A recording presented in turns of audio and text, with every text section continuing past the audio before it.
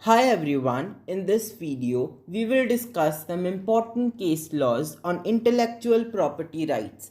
This is part 1.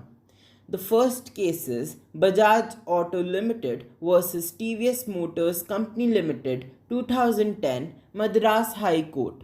Bajaj Auto and TVS Motors embroiled in a dispute over the unauthorized use of Bajaj Auto's patented DTSI technology.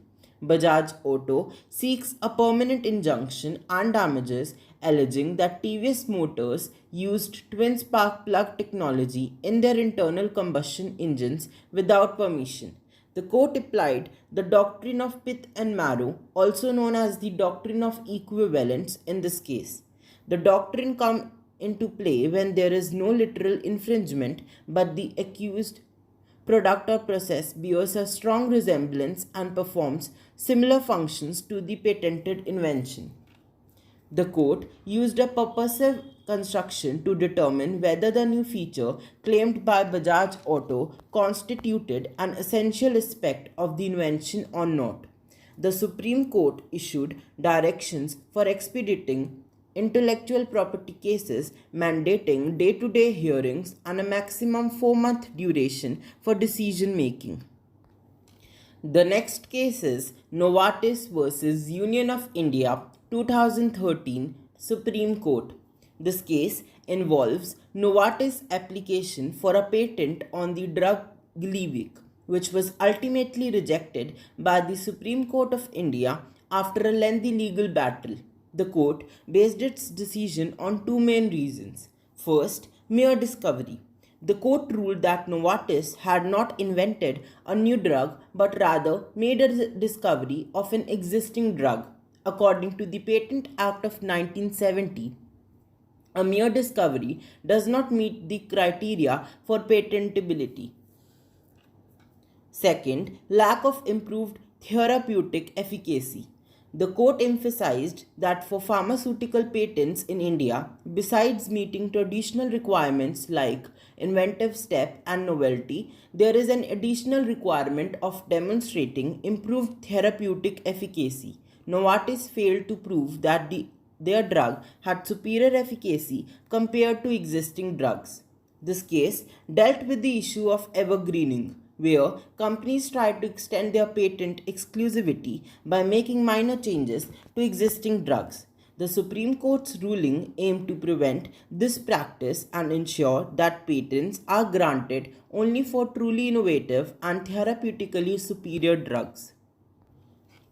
The next case is F. Hoffman-La Roche Limited versus Cipla Limited 2012 Delhi High Court. This case involved a dispute between Cipla and Roche over a patent application for a generic drug called Erlopic, which was manufactured using a polymorphic compound related to erlotinib hydrochloride. Roche had already been granted a patent for erlotinib hydrochloride. Roche filed an infringement application against Cipla, claiming that Cipla's use of the polymorphic compound infringed on their patent. The court ultimately ruled that Cipla had indeed infringed on Roche's patent for erlotinib hydrochloride. This decision was based on the understanding that the preparation of a polymorphic compound of erlotinib hydrochloride inherently involves the manufacturing of erlotinib hydrochloride itself. Furthermore, Roche's patent application explicitly stated that the compound could exist in various polymorphic forms and any such forms would be covered by their patent. The next case is Bayer Corporation versus Union of India 2009 Delhi High Court. In this case, Bayer filed an inventive writ petition in the Delhi High Court to prevent Cipla's approval of marketing applications for their drug Soranib, claiming it infringed on their patent.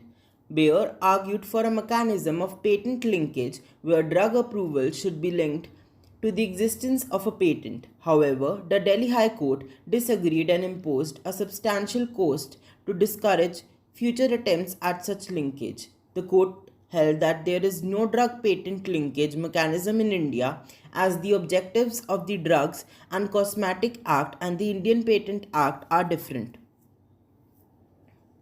Under both the acts, the authority to determine patent standards fall under the jurisdiction of the controller of patents, not the drug authorities. The court also stated that market approval of a drug does not amount to patent infringement, which must be established through legal proceedings. Regarding the claim that Cipla Soranib was a spurious drug, the court ruled that it didn't fall into the category of spurious goods as there was no element of passing off or deception involved. The next case is Clinic Laboratories LLC and ANR versus Guffic Limited and ANR 2009 Delhi High Court. In this case, the plaintiff Clinic, a registered trademark owner, filed a suit for infringement against the defendant Guffic Limited, a registered trademark holder. The plaintiff had also previously filed a cancellation petition against the defendant's trademark Clinic before the Trademarks Registrar of India. According to the Trademarks Act, infringement suit is liable to be stayed until the cancellation petition is finally decided.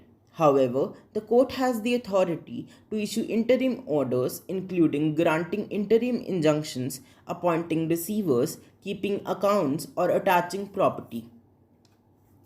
The court held that an infringement suit can be maintained against another registered owner of an identical or similar trademark. The court further ruled that during the pendency of a cancellation petition, the court has the authority to pass an interim injunction to restrain the defendant from using the registered trademark if there is a prima facie evidence of the invalidity of the defendant's trademark registration. In this case, an interim injunction was granted in favor of the plaintiff until the cancellation petition was disposed of by the competent authority. That's all for the day. Thank you for watching this video.